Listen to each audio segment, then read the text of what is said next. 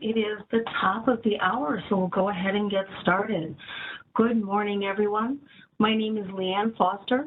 I'm an analyst with Provider Education and Outreach, also known as PO, for WPS Government Health Administrators. I appreciate everyone taking the time to join us today. Also on the line with me are several other members of the PO team who will assist with monitoring questions and any technical challenges that may arise today. Before we get started with today's presentation, I'd like to go over a few housekeeping items with you. First, this event is being recorded. Barring any technical difficulties, the recording of today's event will be housed in our Learning Center as an encore presentation for 30 days.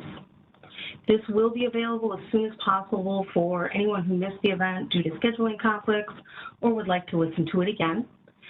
If you happen to experience any technical difficulties during our session today, please reach out to the email address in the last bullet of this slide. This mailbox is being monitored and someone will be available to assist you.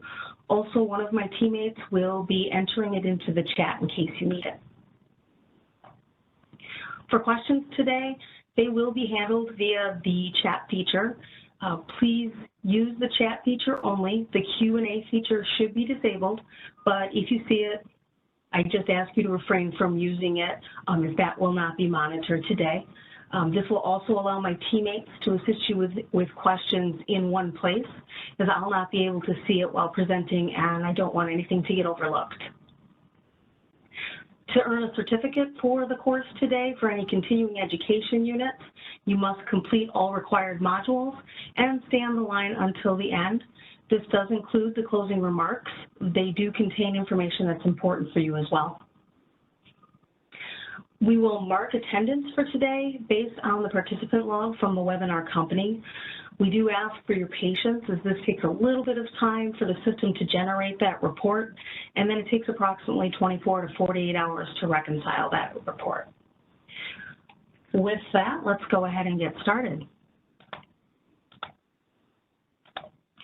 Today we'll be talking about common development reasons for provider enrollment applications. The provider enrollment process can be a little daunting and become even more so when you receive a development letter from the MAC asking for additional information after submission. Excuse me. The information requested is necessary for preventing fraud and abuse to the Medicare program, so it is important. And today we'll talk about things that can make development requests simpler to navigate. Well, let me start with the disclaimer we're required to have for all educational events.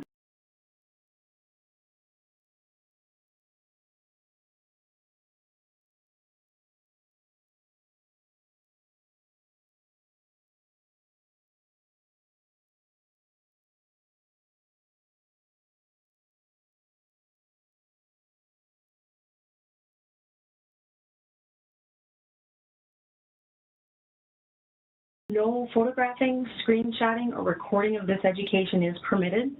We are recording and you have your handouts, so there really is no need.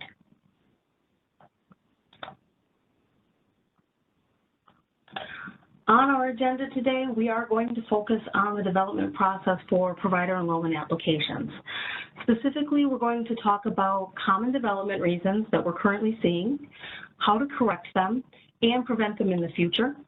We're also going to talk about submission of signatures through the provider enrollment chain and ownership system, also known as PACOS. And then finally, we'll briefly discuss some recent changes to the number of electronic funds transfer and EFT accounts and special payment addresses providers may have on an enrollment. So first, let's talk about some definitions that will be helpful to you today.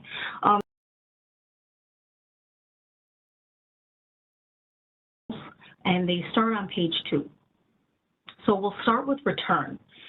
A return of an application occurs when we are unable to act on the application per CMS guidelines. So some examples of this would include an application that's sent to the wrong contractor or jurisdictional state for processing. It could be an application that's not needed for the action being requested. So for instance, we get a duplicate application, or the 855R application is submitted for a physician assistant when we actually need a CMS 855I. Another reason could be the application is being sent to us before the allowed time for provider's effective date, which is typically 60 days. So we would return any application that was received any further out in advance of that effective date. When we find that an application meets return criteria, something to keep in mind is that that application is not reviewed for completeness or accuracy, and then communication is sent to the provider with an explanation of that return. The next definition I'd like to talk about is development. This is the focus for today, and this occurs when we request missing or correction to information identified during the screening process.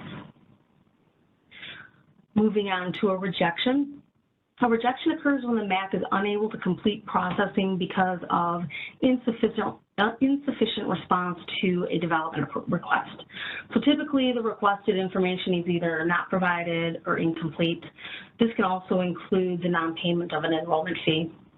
And it's also important to note, if you receive a rejection notice, your application has not been processed, and to start again, you will need to complete an entire application.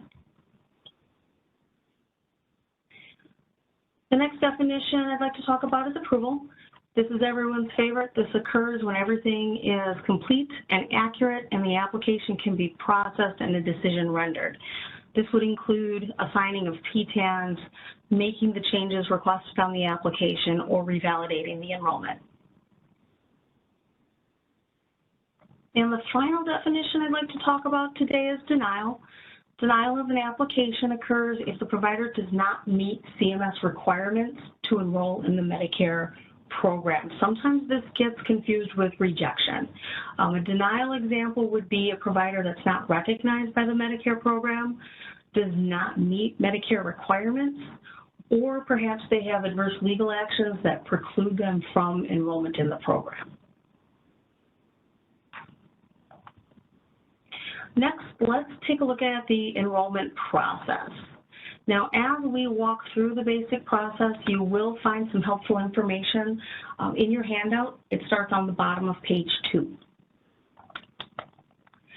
So all applications start the same way, whether they are being processed or developed on, and they start with the application being submitted and controlled in our systems. From there, they're screened for completeness and accuracy. This ensures that they're meeting CMS requirements for enrollment. And generally, this occurs as soon as possible. It always occurs as soon as possible. It's just generally within 1 to 3 business days. And that does largely depend upon our receipt. At this point, an application can take one of 2 paths. The top path that you will see on your screen is that we process the application to completion. This is the ideal path where the application contains all information needed to process and make the decision to approve or deny the application.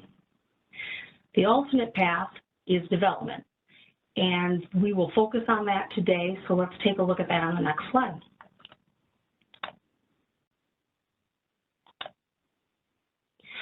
So when missing or insufficient information is identified, we do send out a development letter providing details of what is needed in order for us to proceed with the application.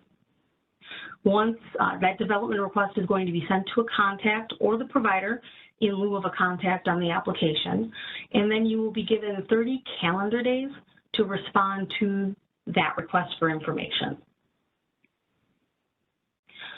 Once the development request is made, there are several possible outcomes. Ideally, we will receive a complete response, and the application will pick up where it left off and will continue processing and execute what's being requested on that application. The other thing that can happen is that we receive a response, but it is incomplete or somehow still inaccurate, and there are a couple of things that can happen here.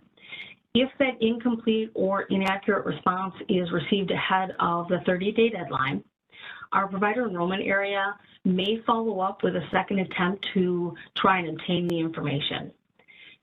Keep in mind, this is a courtesy contact to try and avoid rejecting your application. It's not a CMS requirement, and it does not change that 30-day deadline. So the information is still needed, and it does need to be received within that original 30-day deadline. But if you were to perhaps get the information, it's still incorrect 5 days into the development, there's still time. And generally, that's when you'll receive that follow-up call. The other thing that can happen is that we don't receive a response at all, or we have not received all of the information within that 30 calendar days. In that case, the application will be rejected and closed.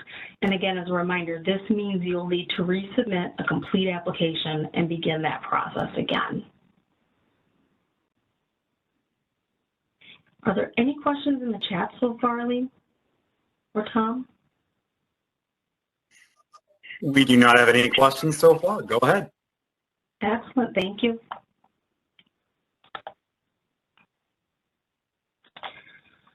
So continuing on, whenever we send a development notification, we will send that electronically.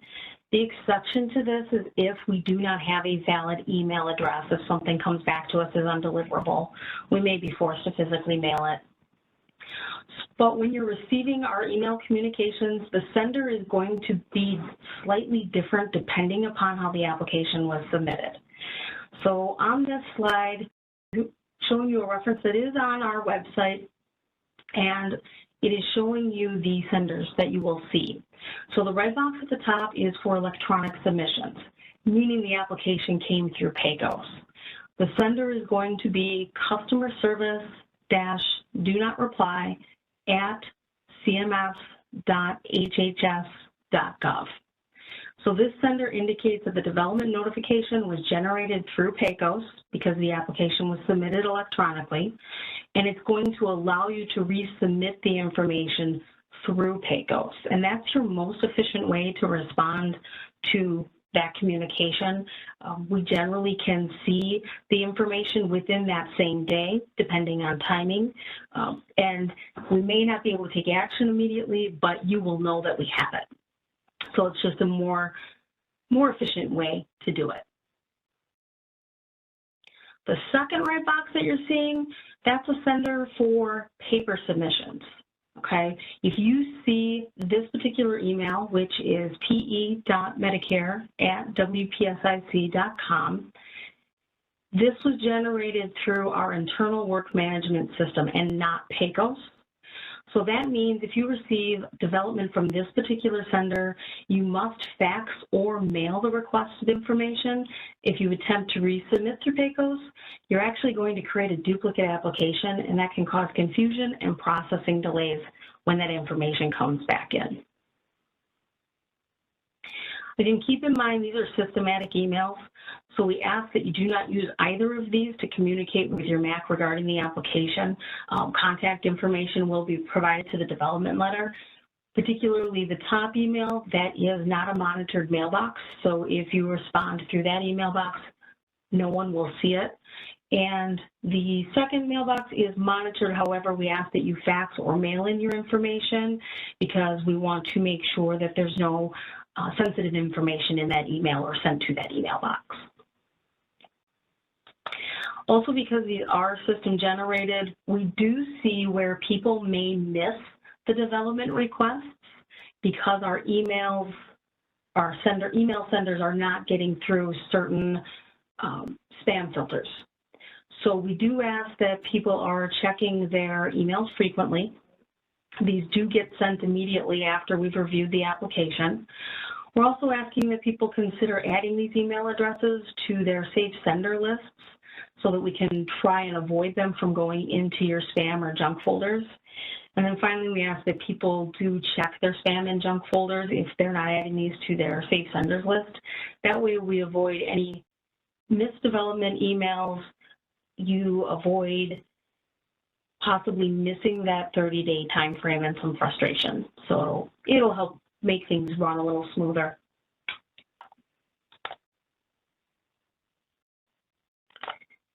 If you receive a development request or notification that your application has been returned, our GHA website contains a great resource that can help you. You will find a link to this in the resources section of your handout that's also being added to chat for you so that you have that.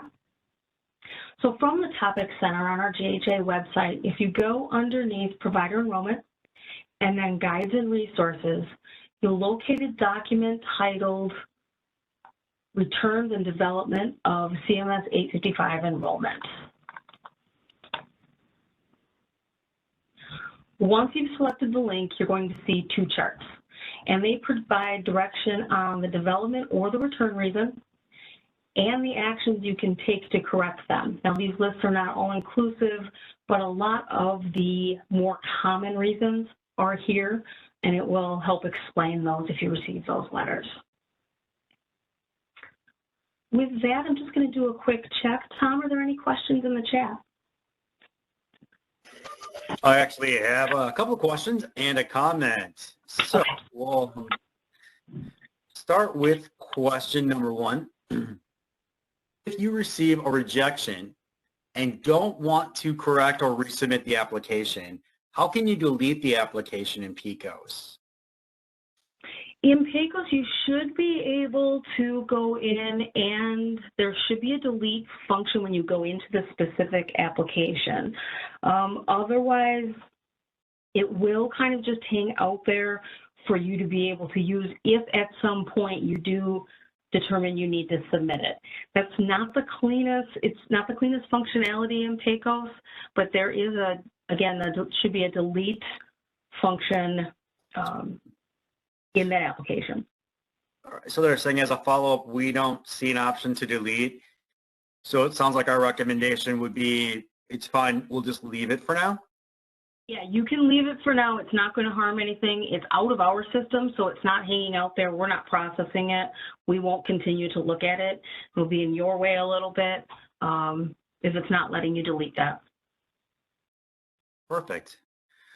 All right, so next question is, are all people listed in the contact person section copied on the development email? Excellent question. They are not. Typically, we can only send that to one individual. That's a system limitation inside of both of our systems, our internal system as well as PECOS. CMS wants us to send out one letter to one individual. So what we typically will do is we will send it to the first contact that is listed on the application. So if another thing that you can do is you can use a shared email if you have an email group, so it will go to everybody, but it is going to go to the email that's listed for the contact on the letter. All right, great. Next one is actually just a comment. They've been advised by WPS that they can submit paper documents, which is actually email documents, to pe.medicare@wpsic.com as a workaround because they're working remotely and unable to fax. They do find this workaround to be helpful. Yeah, for documents, I would agree that is something that we can do. They typically don't include sensitive information, which we'd consider to be, social, dates of birth, things of that nature. So if you're submitting a license, a diploma, that is an acceptable format if you can't fax. At this point, Leanne, that's the last comment or question that we did receive. Excellent. Thank you, Tom. So we'll go ahead and continue. So we'll continue with the most common development reasons. If you navigate to your handout, I have provided a list of development reasons and some examples, and they start on page 3. And currently, we're going to talk about the top 4. Currently, the most common development reasons are signatures, both missing or incorrect signatures, the need for a dependent application, ownership information on the CMS 855 in sections 5 and 6, and also issues with the CMS 588 electronic funds transfer or EFT agreement. So we'll look at these in more detail one by one. I'm going to start with signatures. Signatures by far are currently our most common development reasons, particularly with electronic applications. So items that we're seeing are things such as an authorized or delegated official that signed the application when they're not currently on file for the organization, and there's also not an application in-house to add them, perhaps if they're new. This typically happens if there's been a recent organizational change or change of ownership. It's really important, particularly with members, is where we see this a little bit more. It requires 2 signatures, the member and the authorized delegated official. Whomever is signing that application on behalf of the organization needs to either already be in PACOS as a recognized signer, or an application needs to be in process. It doesn't have to be complete, but in process to add that signer. We can coordinate the timing of any applications that would be dependent on that signer being added. Other things that we see are failure to complete all steps necessary to electronically sign the application. We'll talk about this a little bit more in the upcoming slides. We'll go through that process of signing an application. We see this particularly when there are multiple signatures needed for an application. So I always kind of focus on that group member situation because we'll always need multiple signatures for that. And we'll talk about that a little bit more. The other thing we see is that people are selecting upload for their signature option, which is completely fine, but then not uploading the appropriate certification statement. And if we don't have that, we're looking for a signature that we don't have. So that translates into an unsigned application. And sometimes it's truly timing. So example that I'll give you is the 55R application for a group member. Like I said, that requires 2 signatures, one for the individual provider or practitioner, and then one for that authorized delegated official. What happens when the application is submitted through the individual in PACOS, the authorized or delegated official signature is selected at the time of submission, but not applied. Only the individual signature is applied immediately. And the reverse can happen. If you submit through a group, the authorized delegated official is probably still going to get that email. It's just not going to be applied immediately. What happens upon submission is the authorized or delegated official will receive an email asking them to confirm the use of their signature on the application. If this doesn't happen timely, and it can take a couple of days, the email has to go out, the authorized delegated official needs to go in to the link in that email and confirm and apply their signature. Once that happens, status is changed in our system so we can see that that signature has been applied. What will happen though, if that doesn't happen timely, when the application is screened, that signature appears as a pending signature. So it looks like we're missing a signature. And at that point, we are required to develop. We do know that this is happening pretty quickly. When we're current on applications, sometimes we're looking at them, within a day or 2 of them coming in, and maybe that process hasn't happened. But we are unfortunately required to develop for that signature. We're hoping this will be a future enhancement that the timing will no longer be an issue, but that is where we are at this time. So next, I'd like to talk about the process of applying a signature to an electronic application. So before you sign an application, all applicable sections must be completed. The system is designed this way. And if you look at the top of the image that you see on the left of this slide, there is a My Application process, and it currently is set at 90%. That must be at 90% in order for you to be able to sign an application. If that is anything less than 90, you're not ready to sign the application, and the system will not let you, okay? It won't activate the Begin Submission button. So in order to start the process, like I said, you have to click on the Begin Submission button. Once you select that, it will take you to the submission page. And the first thing it's going to ask you before you apply a signature, it's going to ask you to select the fee-for-service contractor and apply that to the application. Now, typically, especially generally in the Part B world, this is already defaulting to the appropriate signer, or excuse me, the appropriate MAC based on how you answered questions earlier on in the application. With Part A, because of maybe supplier type, possibly contract, if there's J5 National, you may see that you have to actually select between one of two contractors. It's possible you see us, say if you're submitting for J5, you will see us for J5 and us for J5 National. So that's not an error in the system. It's the system recognizing what jurisdictions you may send this application to and just asking you to confirm that it has selected the correct one for you.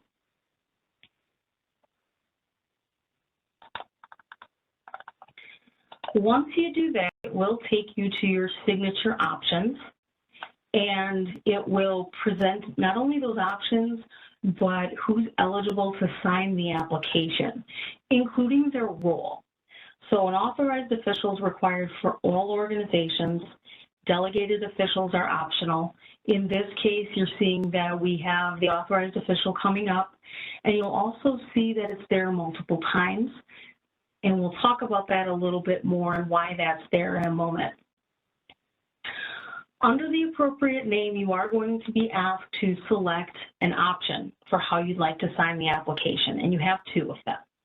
You can either e-sign, which also requires you to click on the Sign Now checkbox at the bottom because it's going to trigger certification statements. If you don't check that box, you won't get those certification statements, and you may get an error in the system. The other option that you'll see is upload, and this allows you to upload a physical certification statement document if that happens to be something that's easier for you or your organization. But after you've made your selection, the system will move you to the next step when you click on Next Page. It's going to do one of two things, and we're going to start with what it does if you select e-signature or e-sign.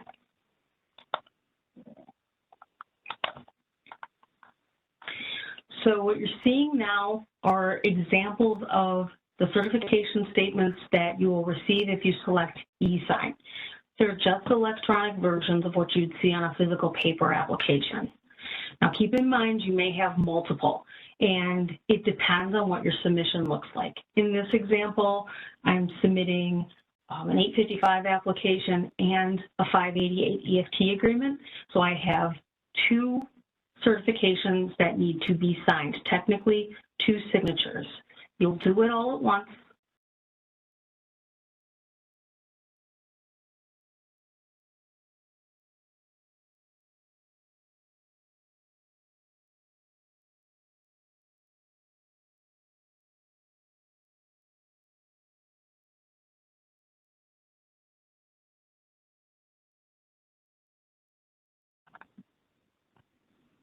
So then uploading a signature is slightly different. When you upload a signature, you will have selected the upload box, and you will need to sign and date a blank certification statement that has been printed from the required supporting documents topic on the topics tab when completing the application. You can do this ahead of time and have it ready to go.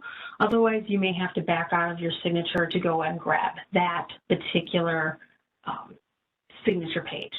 When you print it, it's going to have tracking information so that we can match that signature to the application submission. It'll have the web tracking number at the top of it. Once you have that signed and dated, you will click on the upload button. And in this case, as I mentioned, we had multiple signatures, one for the EFT and one for the actual application itself. You would be uploading two separate certification statements. They do have slightly different verbiage in them, and we do need them both.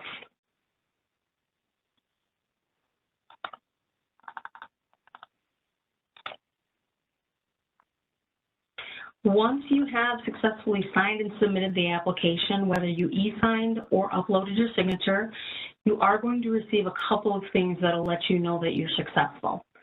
On the left, you are going to see a submission confirmation that is going to tell you, it's going to serve as your receipt, and it's going to tell you that you have submitted everything.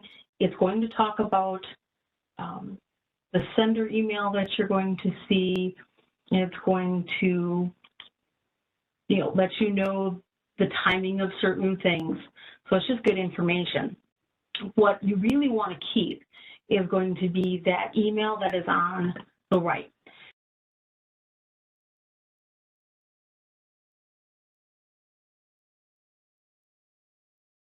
And if you need to call customer service, it'll have all of that information. It'll show you the date.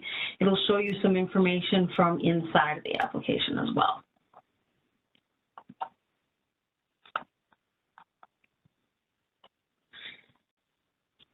When you're responding to development requests in PAYCOS, there are times where you may need to apply a new signature. Now, typically, and kind of ties into the question from earlier, just needing to submit documents, you can upload those documents or you can send them in to us, and you may actually see a development letter come from our internal work management system versus PAYCOS, and we do that so that you don't necessarily have to sign the application, but you can respond either way. If you have to make changes to the actual application, that is going to require a new signature. And so you may need to re-sign an application inside of PAYCOS. When responding to a development request, which requires those updates that are requiring a new signature, the process is very similar, except you need to access the current application. And to do that, when you come into PAYCOS, you'll be able to select My Associates, My Enrollments. In this case, it's an initial enrollment. It may be a change, it may be a revalidation for you. And from there, you'll be able to get back into what's called Manage Signatures, and it's going to allow you to sign the application in the same manner that you did when you signed it the first time.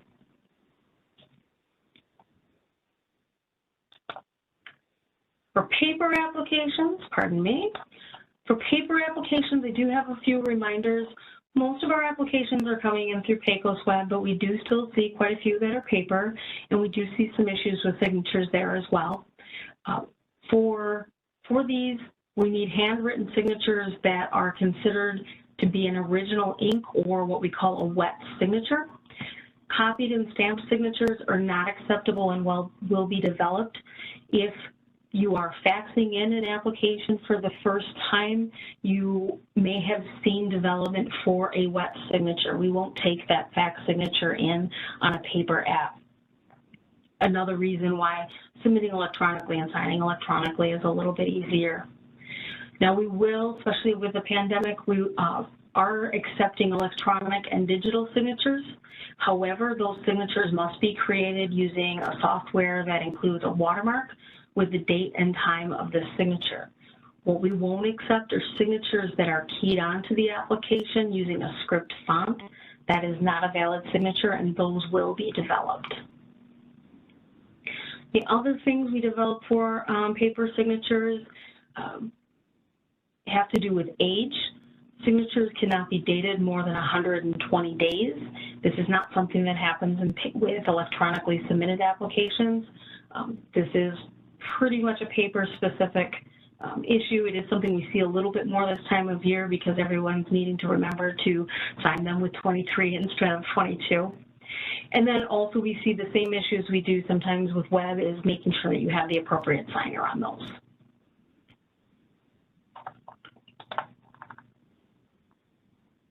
Before we move on to our next development reasons, Tom, are there any questions in the chat?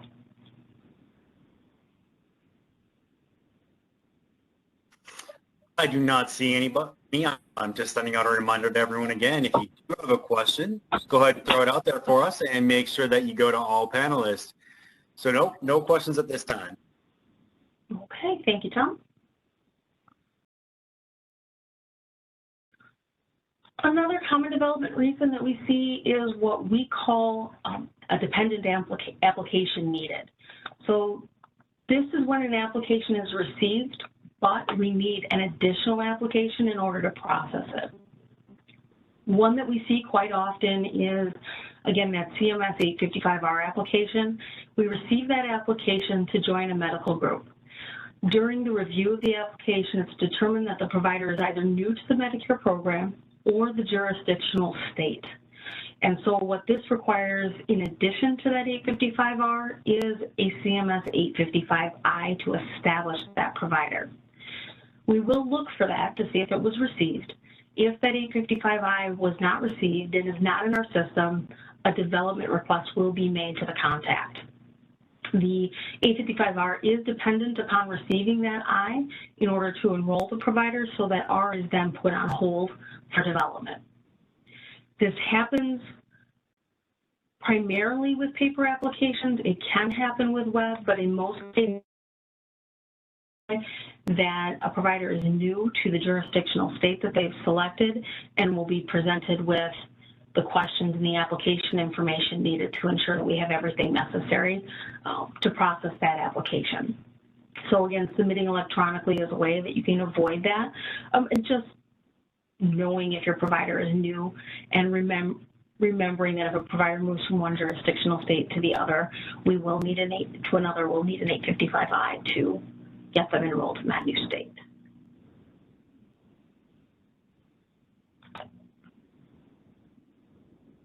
One of the other big developments that we see often has to do with ownership information, and it's both Section 6 and Section 5.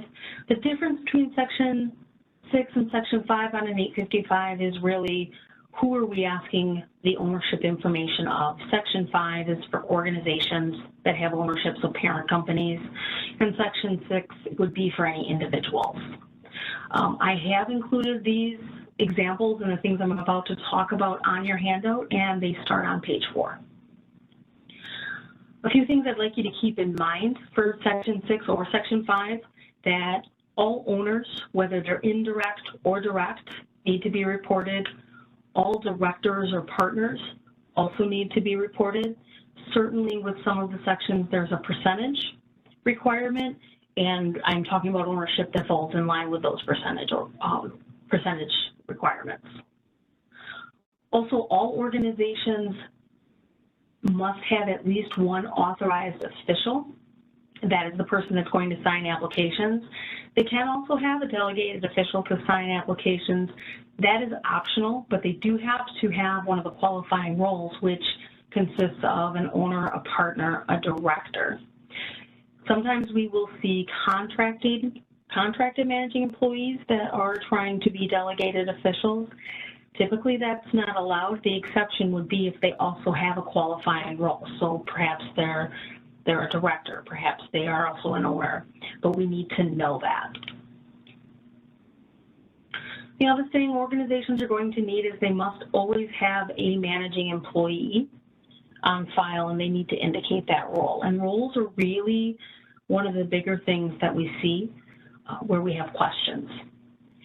And if you are submitting an organizational diagram, certainly there have been some exceptions throughout the pandemic, but if an organizational diagram is required or provided, when we review the application, we will compare that to what's on the application. If we find discrepancies between that organizational structure diagram and the application, we will develop for clarifications or to have additional entities or individuals added to that application.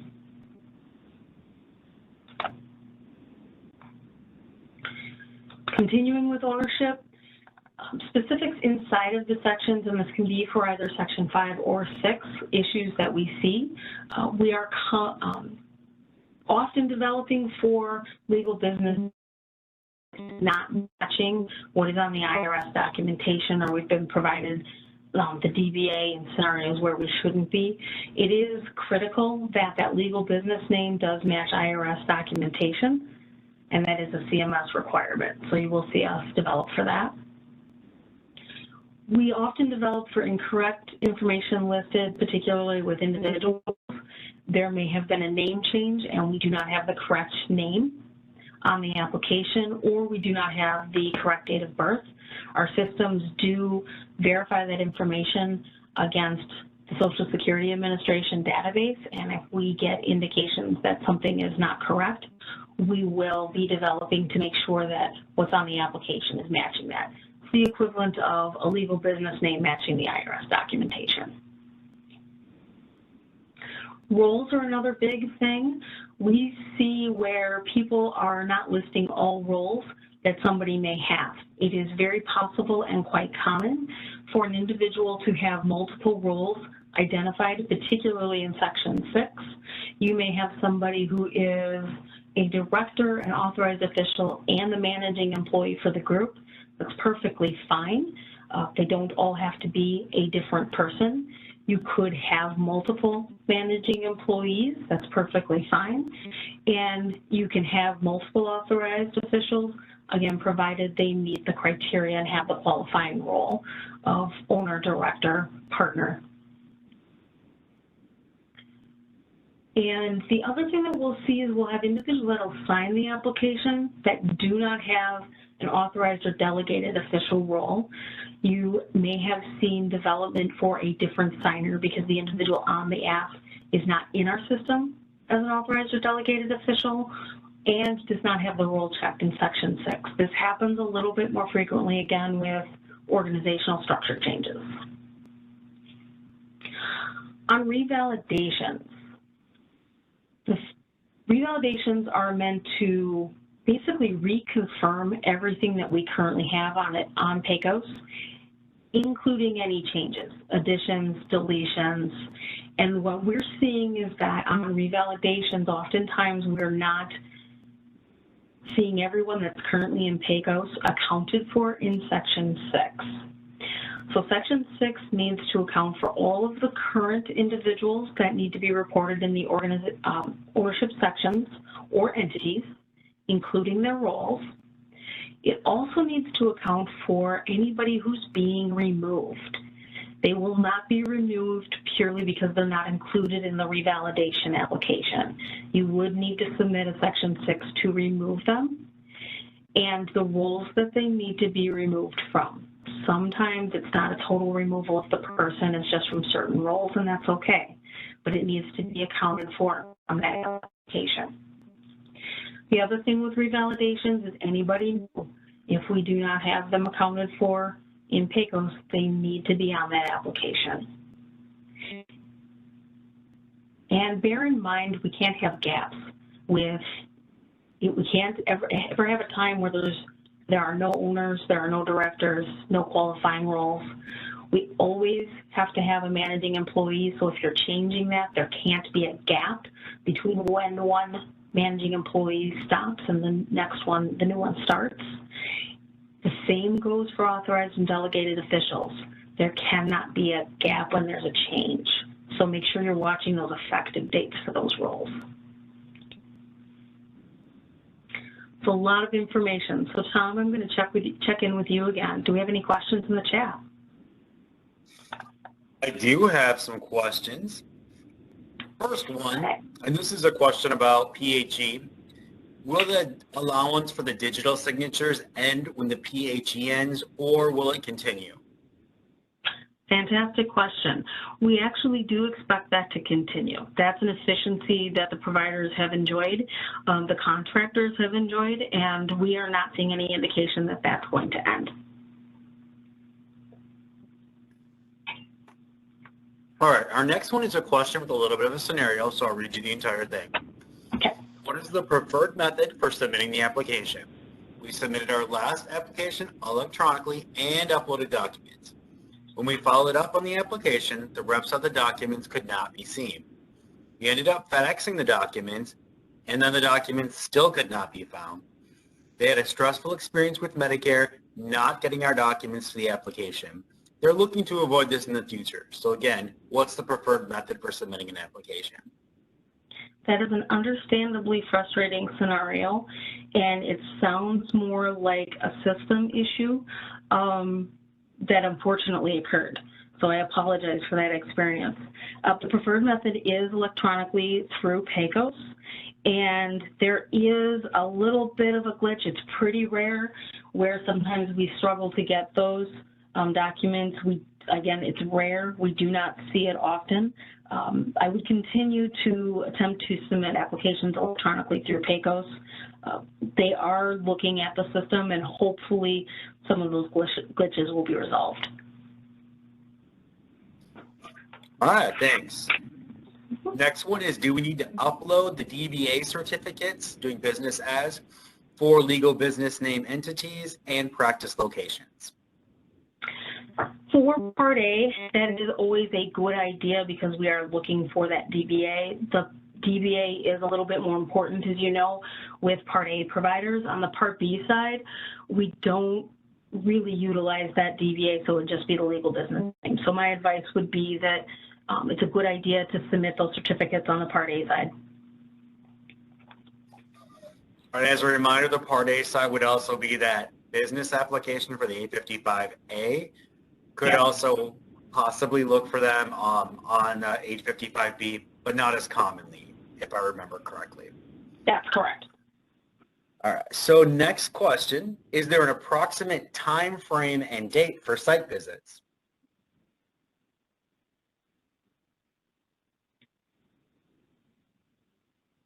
Tom, was there another question? Yes. Is there an approximate time frame and date for site visits? Site visits is handled by a national site visit contractors.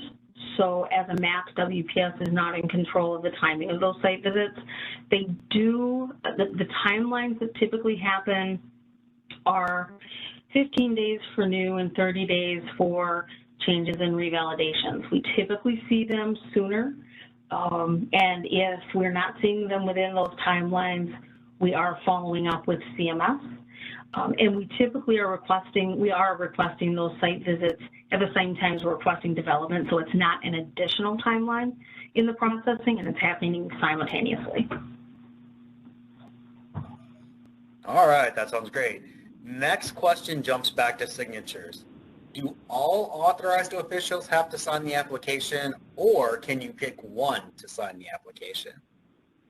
Excellent question. It depends on the application. So if it's an initial application and we're setting up all of these authorized officials for the same time, we need all of them. If it's a member application, only one of them needs to sign. If it's a revalidation application, only one of them needs to sign. If it's a change application, only one of them needs to sign. The exception would be is if you're, say, adding a delegated official, then you typically need a current authorized official and that delegated official to sign authorizing them. So it is a little bit situationally based. I'm going to jump back to the site visit question for just a moment. One of the participants asked, what would constitute a site visit? So CMS has outlined certain situations, certain provider types. Typically, as far as individuals, if we are adding a new physical therapist, we would need a site visit. And then the remainder of the site visits typically focus around different facility types that CMS has identified, and these are outlined in the Program Integrity Manual. They are also tied to if somebody has any type of adverse legal actions. There are situations where a provider may be determined high risk. Those are also situations where we will request a site visit. All right, last one. If a provider has previously opted out, do we need to send a cancellation request before the renewal date, or can we go straight to the application? I would send the cancellation in with the intent, but if you do go straight to the application, that is something that we do identify through our intake process. Either works, but it's a little smoother if you send in the cancellation. That was our last question at this time. All right, thank you, Tom. We will move on to our last common development reason. So the last reason we're going to talk about is going to be the CMS 588 or EFT agreement. Typically, development on these center around the account holder information. And if you navigate to page 4 of your handout, I've included some of the common reasons that we develop for. Also, there is a resource on the provider enrollment guide and the resource page that will be added into the chat as well. So the most common items include legal business name. That is something that we see in a lot of areas, and it's really that legal business name not matching the IRS document. With Part A, we will see the chain home office and the legal business name flipped, and they have to be in the appropriate field. So make sure you're watching which fields you're putting your chain home office in. We need them both at 588. As far as account information, so the account numbers, we do see that we are missing account numbers, specifically leading zeros. Leading zeros are not something that can be omitted. We will develop for them. They are considered part of the account information, and our financial area needs that in order to set up the account for electronic funds transfer. Also, the account name needs to be the legal business name. The doing business as can be on the account, but not as the primary. It has to be secondary to the legal business name. The other thing we see is that we're missing account verification. So account verification that we'll accept is a voided check or a signed and dated bank letter. Couple of reminders here, that bank letter cannot be more than 1 year old. We will ask if it's older than that, just to make sure that everything is still current. And then we cannot accept starter checks. So if you've just opened the account, that bank letter is going to be your better bet. The address also is something we continually develop for. It does need to be a physical street address, and it does indicate this on the form. We cannot accept PO boxes. If you're putting both, generally that'll get through, but we've got to have a physical address. And additionally, that address does need to be associated with the provider. So something on their enrollment, meaning it's got to be a correspondence, it's got to be a practice location, special payments address, something of that nature. And then the other thing we see is that the signer is not always the authorized or delegated official, and it has to be. This is the money. This is what's going to trigger deposits. So the simplest way to ensure this is just making sure you have the same person who signs the 855, sign the 588, and you do it electronically. That takes care of it as well, because it's going to populate and ask that one person to sign both. One other thing, and this is not so much a development reason, but something I wanted to bring attention to in this session, I want to bring awareness to a recent change. It happened in December. There is a Medicare Learning Network article, and it's MN 12880. It's available, and it has a lot of good information regarding this change. I do have the link included in your handout on page 5. That link is also going to be added to the chat. So what this is, effective December 5th of 2022, CMS implemented CR 12880. Which states that a provider or supplier is only allowed one EFT account and special payments address per enrollment. So let me start with the definition of an enrollment. An enrollment is defined as a single enrollment in a single state involving a single provider or supplier type. Please note I did not say PTAN. So it's a single enrollment record in PACOS. So when we process an application, for instance, an initial that needs multiple PTANs assigned possibly for fee localities on the Part B side, and we think we'll see this happen more on the B side than the A side, they'll be added to one enrollment. That enrollment will only be allowed one special payments address and one EFT. And it will be the special payments address and the EFT for every PTAN we assign. Okay, this will impact applications that we're processing as of 12/5/22, not receipt, processing date. We will not be able to issue an enrollment for each PTAN. That's a question we've already gone to CMS with, and we're not going to be able to do that. So if we receive an initial application and there are multiple special payments addresses indicated, or we have multiple EFTs, the MACs will develop to identify which one should be used. So the other question that generally comes to mind with the CR is, how do we handle existing enrollments? There are in the Part B world than in the Part A world, existing enrollments that have multiple PTANs with multiple special payment addresses and different EFT accounts for those PTANs. For now, these will be allowed and be left alone until there's a change. If a change is reported to the special payments address or the EFT, the provider will be subject to consolidation, which, let me talk about that for a second. Consolidation means that we are going to receive a change, say for the EFT information. There's currently multiple on file. They're changing one of them. We will consolidate all PTANs down to one EFT that is being added to the file. There will be some communication, but we will consolidate it to one EFT. The same is true if we receive a change for a special payments information. There's multiple PTANs, each with their own payments address, communication, and one special. One thing I do want to make sure that I note is that one does not impact the other. So meaning, if an application is received to change the EFT on an enrollment that has multiple EFTs and special payments addresses, only the EFT information would be consolidated at that time because the application did not change the special payments address. If the special payments address were to come in and there were multiple EFTs, the same would be true. We'll only consolidate the ID.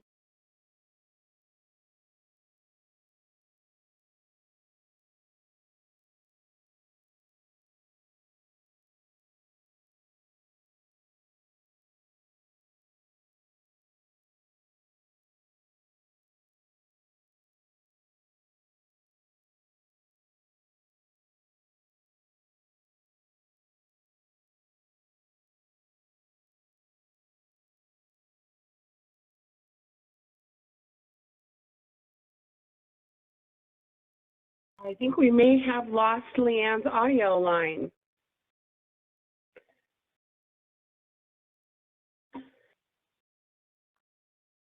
We'll wait just a moment and see if she can. Go ahead, Tom. I'm going to throw the question out there, get a shot at answering it. Hopefully by then Leanne can come back. So hopefully everyone can hear me. And Aline, thank you for jumping in there. We do have a question, Change Financial Institutions, and they're submitting the CMS 588 to update the EFT information. What type of authorization form or letter should be sent with the 850 or with the 588 form?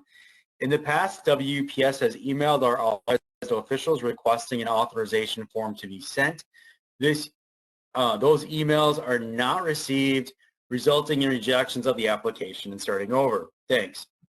So my overall understanding with this one, and again, if Leanne comes back in, hopefully she can jump in on it. If Leanne does come, or I'm sorry, if they're sending it in, what we're looking for is to make sure that the authorized or delegated official is in the record, that that person does match. If it doesn't match, then we're asking, one, for it to be updated. Two, we want to make sure that when that role is properly presented, that it is there. So there's no specific form that I know of. And by form, I mean CMS doesn't have like a set authorization form or anything like that. So whatever you're responding with now that is working, we would recommend continuing to do that. Check PICOS, which is that online section that Leanne talked about, and you can look for any special forms in there. You can also look at the paper application and see if there are any special forms in there. Did we get Leanne back yet?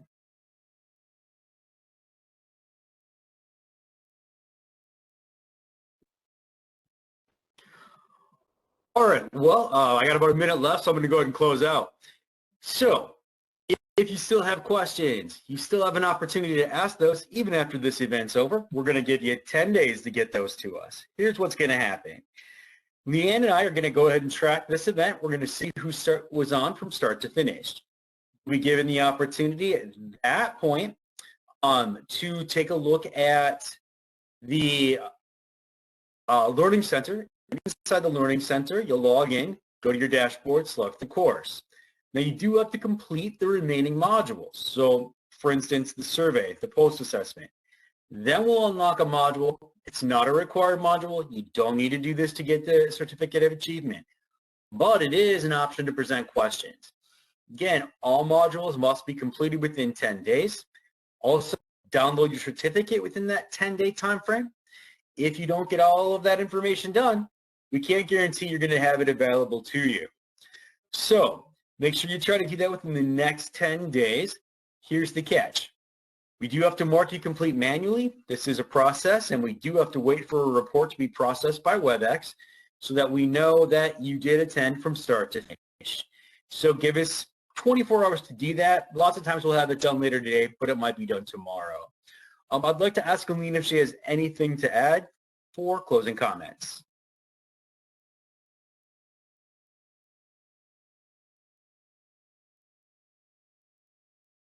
Leanne's having trouble getting back in for some reason. She got kicked out. So apologize for that. We will have the recording available and up as soon as possible. And if you have any questions, like Tom said, use that follow-up questions module and we'll get that all done for you. Sorry about the technical difficulty, everybody, but thank you so much for joining us. So with that, we'd like to thank everybody. We're going to go ahead and stop the recording and close the webinar. Again, as soon as we can get that recording available, it shouldn't be too long, but remember, it's going to be available in the content library. Thanks, everybody. Y'all have a great day.